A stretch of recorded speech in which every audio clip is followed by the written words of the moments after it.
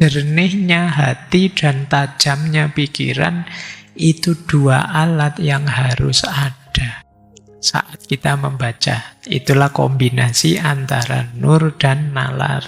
Jernihnya hati itu penting untuk kita membaca secara jelas.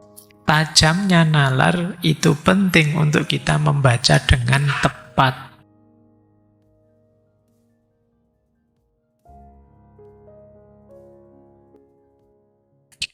Bismillah. Assalamualaikum warahmatullahi wabarakatuh. Yuk, bismillah kita mulai ya. Kita mulai buka kitab Rosail An-Nur. Saya awali, kalau di filsafat diawali epistemologinya dulu. Cara berpikir beliau dulu. Jadi nur dan nalar itu yang jadi tema ngaji kita malam hari ini. Ini hubungannya dengan cara berpikirnya sebenarnya. Nalar itu alat, instrumen yang ada dalam diri kita. Kalau nur itu cahaya yang dilimpahkan oleh Allah ke dalam hati kita. Nalar, alat utamanya akal. Fungsinya membaca tanda-tanda atau ayat-ayat Allah di alam semesta. Nur itu cahayanya Allah. Dia yang menerangi akal, menerangi hati kita. Nalar perlu nur. Nalar saja tanpa nur, ya berarti pikiran kita sedang gelap. Kalau pikiran kita gelap, tidak bisa membaca keluar dengan jernih. Ya. Nur juga memerlukan nalar, memerlukan akal. Batin kita jernih, tapi kalau kita tidak membaca juga tidak ada gunanya.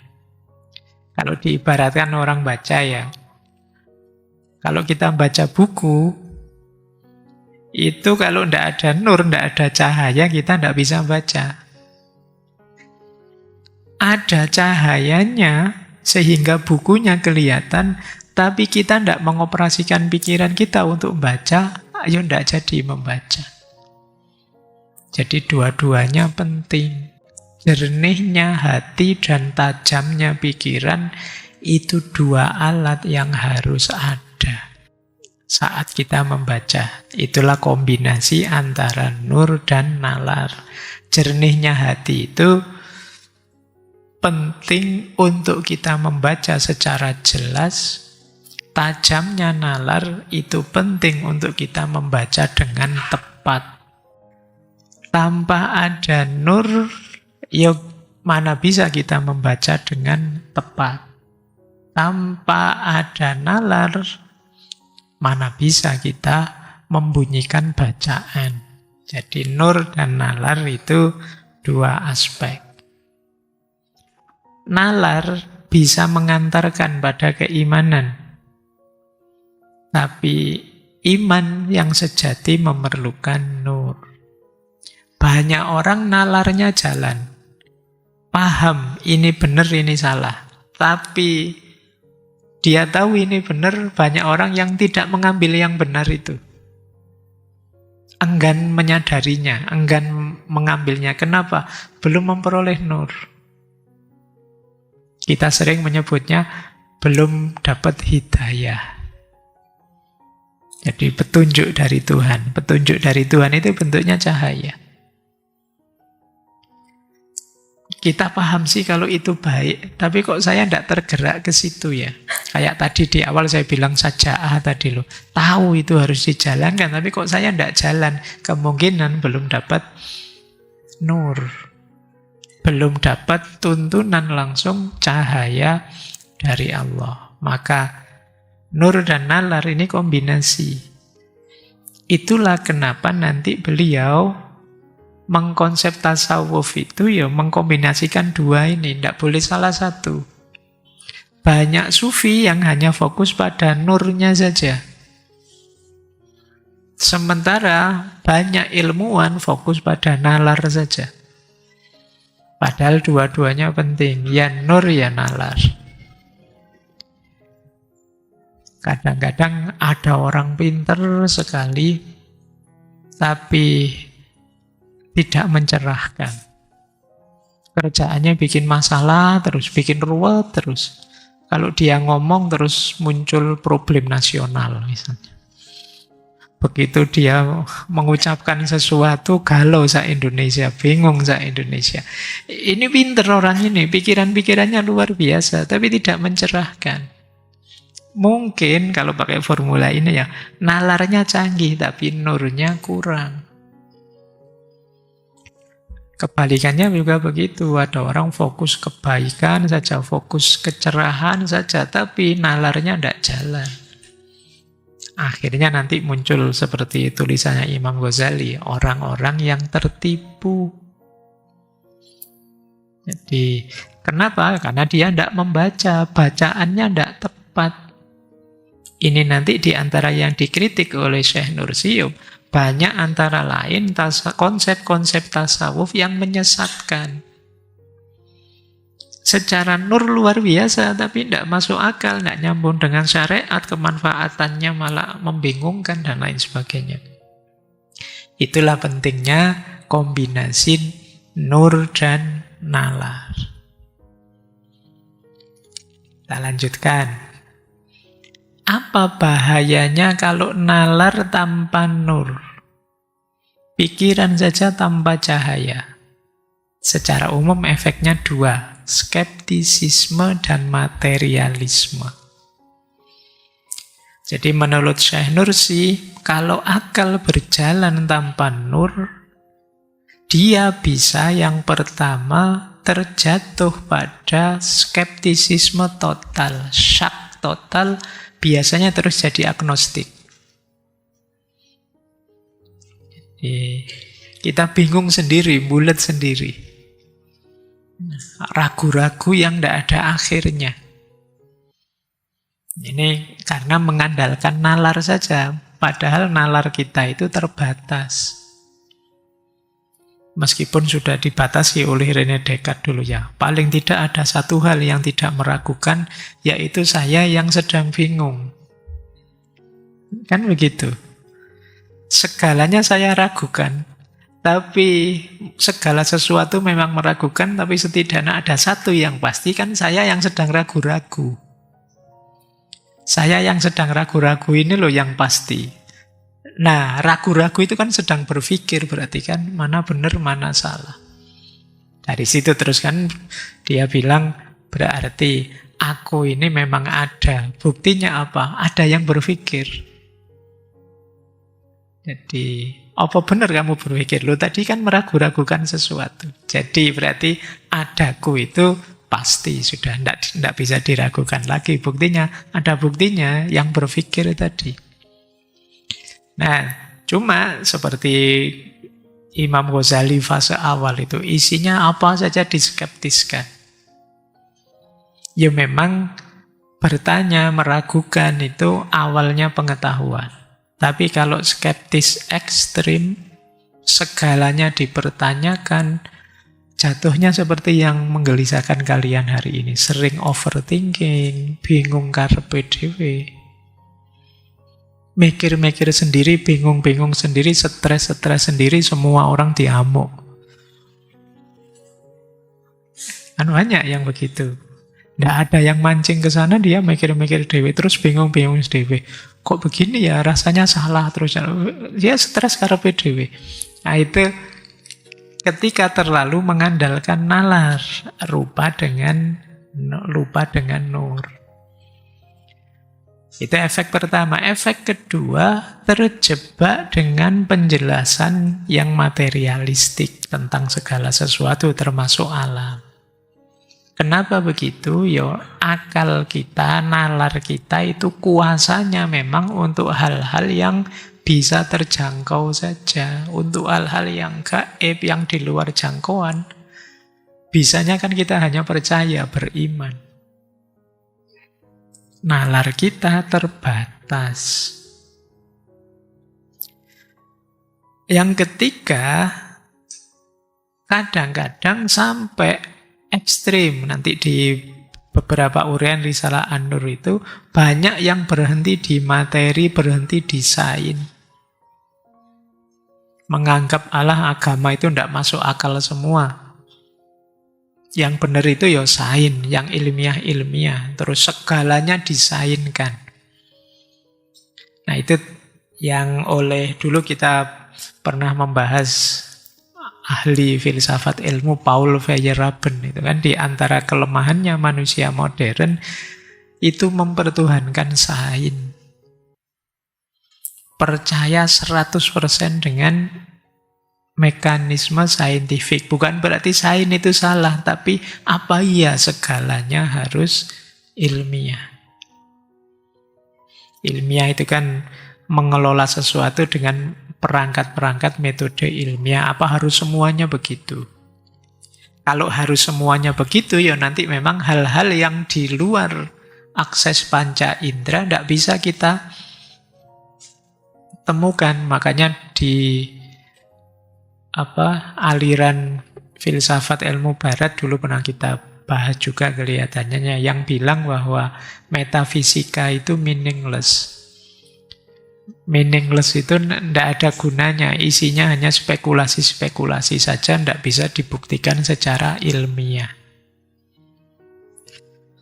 Nah, ini kalau menurut Syekh Syahid Nursi, ketika nalar berjalan tanpa nur. Kita bisa terjebak ke sana. Sebaliknya juga begitu. Kalau nur berjalan tanpa nalar, bahayanya apa? Dogmatisme, karena akalnya tidak dioperasikan. Bisa saja terus ditipu orang, bisa saja sesat. Itu masih mending, kadang-kadang menyesatkan orang. Kalau sesat sendirian tidak masalah urusanmu ya. Yang susah itu menyesatkan orang. Kalau sekarang kan gampang menyesatkan orang itu kan, tinggal kamu posting saja kan nanti rame-rame sendiri orang-orang. Ya kalau kamu bingung sendiri tidak masalah. Sekarang bingung ngajak temen se-Indonesia lagi misalnya. Nah ini kalau bahasanya Syekh Nursi ya. Nur yang tanpa nalar itu kadang-kadang ke sana.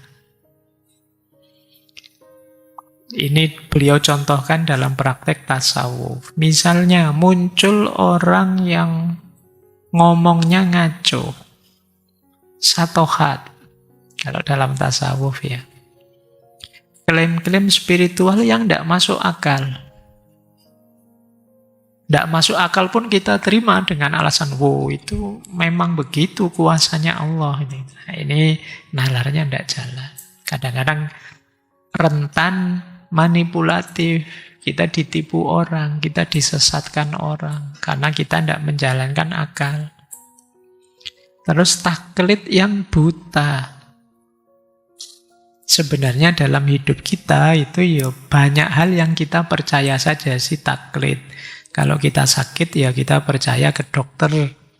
Kalau kita urusan komputer, kita tidak ngerti komputer, ya kita percaya tukang servis komputer. Itu kan kita taklid saja, wong tidak ngerti.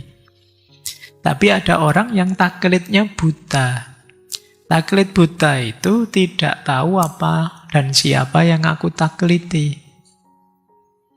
Kalau saya tidak ngerti fikih, kemudian ikut patuh pada ulama fikih, ini masuk akal. Tapi kadang-kadang orang yang nalarnya tidak dipakai, itu urusan fikih nanti taklidnya sama sopo gitu, dokter apa sama pedagang, bisnismen atau sama apa gitu. Ini taklid buta namanya.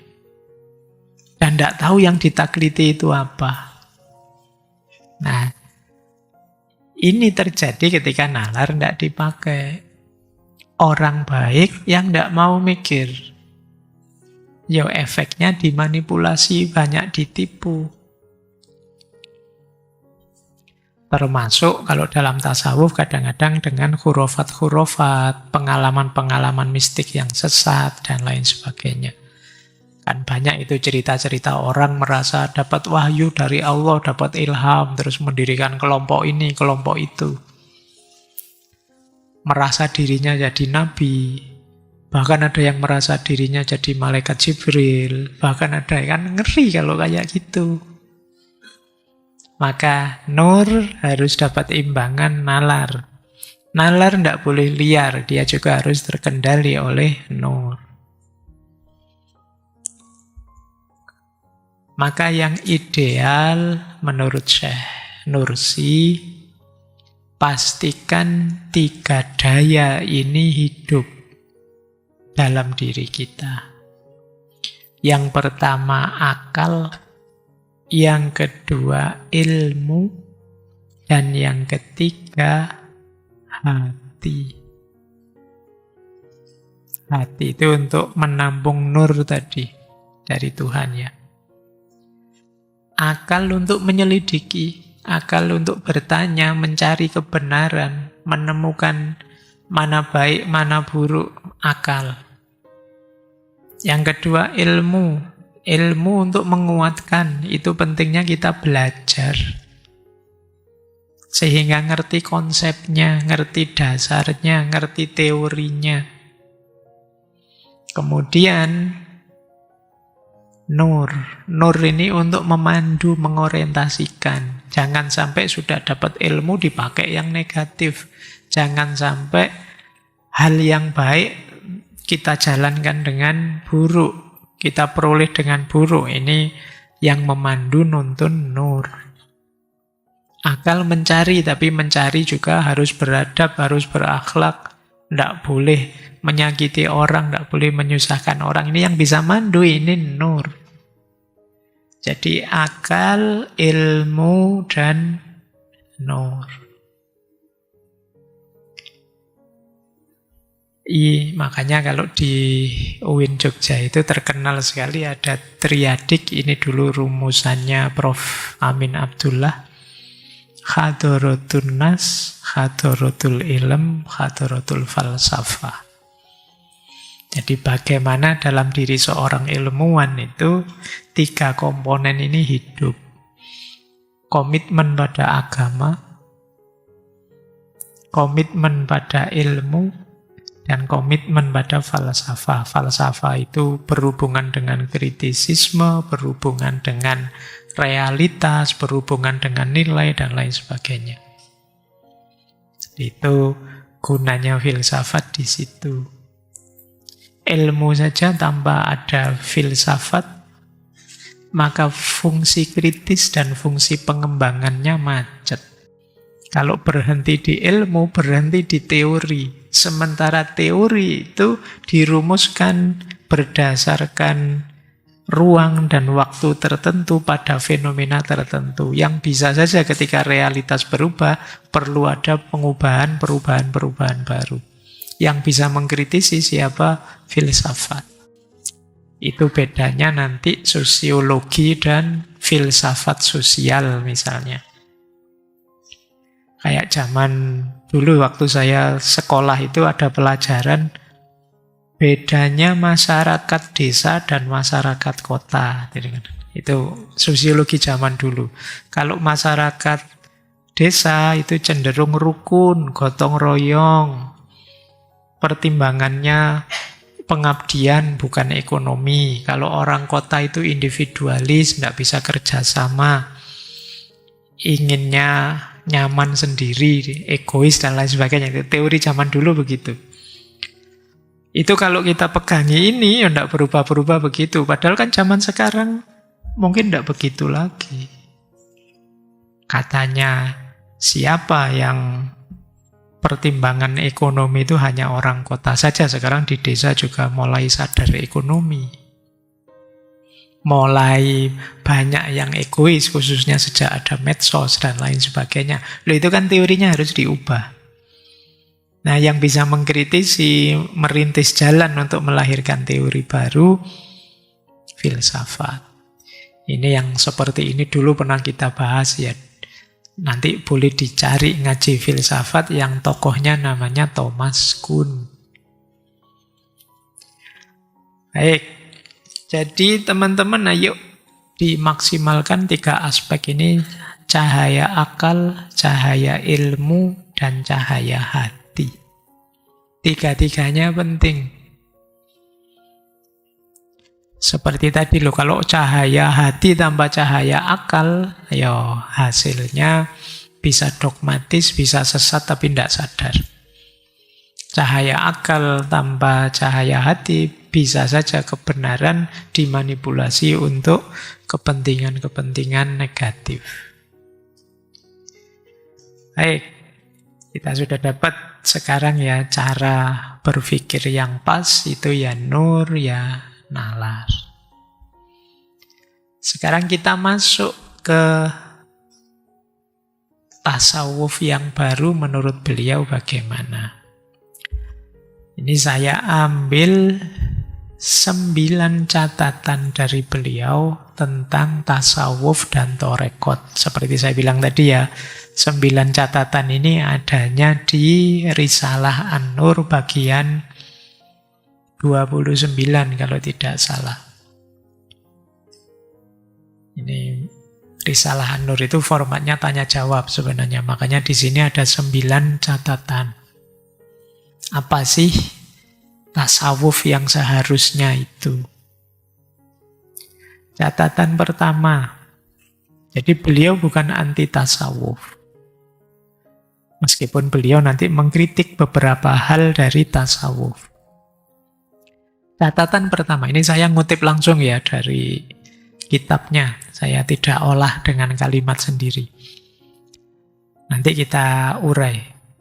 Tujuan dari tasawuf, torekot, kewalian, dan suluk adalah mengenali dan meraih hakikat keimanan dan Al-Quran melalui perjalanan ruhani dalam naungan Mi'raj Muhammad lewat langkah-langkah hati untuk sampai pada satu keadaan dan perasaan yang menyerupai syuhud atau penyaksian. Tasawuf dan torekot merupakan rahasia dan kesempurnaan manusia yang agung. Kita syarahi ya satu-satu.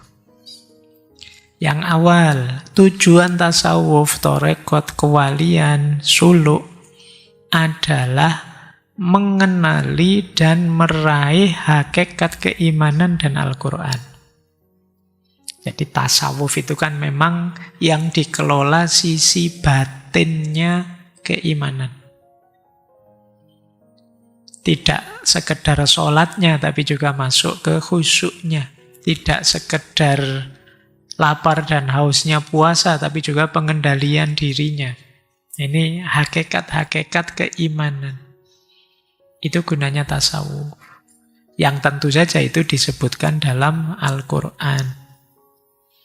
Tanpa olah batin, aktivitas beragama kita yang lahiriah saja, ya rasanya kayak apa? Kayak sholat itu kayak gerak badan saja. Kalau puasa itu kayak diet saja.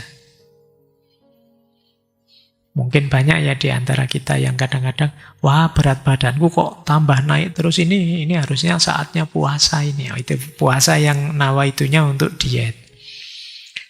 Nah, padahal ada rahasia yang lebih dalam, yang bisa menemukan siapa tasawuf. Melalui torekot, melalui suluk, melalui rasa langsung. Makanya istilahnya melalui perjalanan ruhani dalam naungan Mi'raj Nabi Muhammad. Maksudnya melalui penghayatan, melalui dzauq, melalui pendekatan kita pada Allah sebagaimana Nabi Muhammad waktu Mi'raj. Jadi maksudnya mendekat kepada Allah. Lewat langkah-langkah hati untuk sampai pada satu keadaan dan perasaan. Ini makomat dan ahwal. Ada tangga-tangganya, ada keadaan dan perasaannya. Diawali dari tobat, dilanjutkan sabar, dilanjutkan tawakal, dilanjutkan. Jadi ada tangganya. Untuk kita bisa menikmati, merasakan perjalanan batinnya agama. Yang mengarah menyerupai syuhud. Syuhud itu berakhir pada penyaksian kita tentang bahwa Allah itu memang ada. Allah itu memang maha besar. Allah itu memang maha penyayang. Allah itu memang maha kuasa segalanya. Puncaknya ke sana. Kesaksian kita bahwa karena kita ngalami langsung, merasakan langsung, kesaksian bahwa inilah Allah. Hadirnya Allah dalam hidup kita. Itulah hakikatnya tasawuf. Dimensi batinnya agama, hakikatnya keimanan yang kita temukan melalui perjalanan rohani dengan makomat dan akhwalnya sendiri yang berakhir pada kesaksian tentang benarnya Allah. Ini catatan pertama. Semoga bisa ditangkap ya, karena masih 8 lagi. Catatannya 9. Catatan kedua. Kunci dan sarana perjalanan suluk hati dan pergerakan spiritual tidak lain adalah zikrullah dan tafakkur. Ini, jadi ternyata menurut beliau pokoknya tasawuf itu zikrullah dan tafakkur. Kebaikan dan keutamaan keduanya tidak terhingga. Terus beliau menjelaskan, kalau kita kesampingkan manfaat ukhrawi dari zikir dan tafakkur, serta buah dari keduanya dalam mengantarkan manusia menuju kesempurnaan, lalu kita memfokuskan perhatian pada salah satu manfaat dari sekian banyak manfaat keduanya yang bisa diraih manusia di kehidupan dunia ini, maka kita akan melihat bahwa semua manusia pasti mencari pelipur lara dan kesenangan yang dapat menghibur hati dan meringankan beban hidupnya walau sedikit. Sarana pelipur lara yang hakiki dan kesenangan yang paling tepat bagi mereka ialah dengan menyibukkan hati untuk terus berzikir dan bertafakkur. Ini beliau maksudnya begini. Pokoknya tasawuf itu zikrullah dan tafakkur. Zikrullah dan tafakkur ini luar biasa, keutamaannya banyak. Bahkan seandainya tanpa harus kita tengok bagaimana zikir dan tafakkur itu bermanfaat nanti di akhirat. Di dunia saat ini saja, manfaatnya zikir dan tafakkur itu luar biasa. Dia bisa jadi sumbernya ketenangan, dia bisa jadi obat pelipur lara. Jadi betapa luar biasanya zikir dan tafakkur ini. Ini beliau ingin menegaskan kalau zikir itu kan kalau dalam Al-Quran itu ala bi dzikrillahi tatma'innul qulub, hati bisa tenang. Seperti hari ini kan kita banyak mengalami macam-macam kegalauan. Saya tidak tahu apa teman-teman mempraktekkan itu ketika sedang gelisah, kita mencari ketenangan, apakah kita terus larinya ke zikir? Padahal Al-Quran jelas mengisyaratkan ala bi dzikrillahi tatma'innul qulub. Teman-teman mungkin nyari hiburannya sudah tidak zaman lagi ya, mungkin sekarang nyari hiburannya biar tenang itu ya saya biasanya nyekrol TikTok Pak, YouTube Pak, mungkin sekarang begitu. Padahal kadang-kadang teman-teman buka medsos itu tambah sumpek hasilnya. Apalagi terus baca komentarnya orang-orang yang tidak karu-karuan itu, wah tambah stres. Al-Quran ngasih petunjuk zikir. Terus tafakkur. Tafakkur itu mendayagunakan nalar tadi untuk menemukan hakikat. Dengan tafakkurlah bisa ringan isi pikiran kita. Kalau kita ada masalah, iya ya wong yo saya ini manusia biasa. Tidak semua keinginanku bisa terpenuhi, wong aku tidak punya kuasa atas hidupku, yang punya kuasa Allah. Lah kok ngapain aku segalau itu sekarang? Kenapa aku tuh sesetres itu ketika ada masalah? Nah, ini hasilnya tafakkur. Ya wajar saja hidup ini kadang naik, kadang turun. Kadang sukses, kadang gagal. Wong masih manusia. Nah, jadi wong ini bukan game. Kalau game sih gagal di restart terus akhirnya bisa diulang-ulang lagi, ini enggak, dan naik turun itu biasa kok. Ini buahnya tafakur. Zikir dan tafakur kita sukses, hidup kita akan jauh lebih tenang. Jadi maunya Syekh Nursi ini tidak harus jauh-jauh. Kalau banyak zikir nanti kita masuk surga, kita dekat dengan Allah. Seandainya manfaat ini tidak kita lihat dulu pun, dengan zikir dan tafakur kita bisa tenang, mendapatkan banyak pelipur lara. Inilah diantara manfaatnya tasawuf. Makanya orang yang menempuh jalan kesufian, suluk itu kalau memang sungguh-sungguh itu biasanya hidupnya lebih tenang, lebih stabil. Tidak gampang goncang dan goyah. Kuncinya tasawuf, zikrullah dan tafakur. Syekh Nursi juga punya pandangan, kita masuk ke jalur tasawuf itu tidak harus kemudian masuk ke torekot. Silahkan saja kalau merasa perlu bertorekot, kalau tidak ya monggo. Tapi nilai-nilai tasawuf termasuk tadi memperhatikan sisi batin beragama, itu sesuatu yang mau tidak mau harus kita jalankan.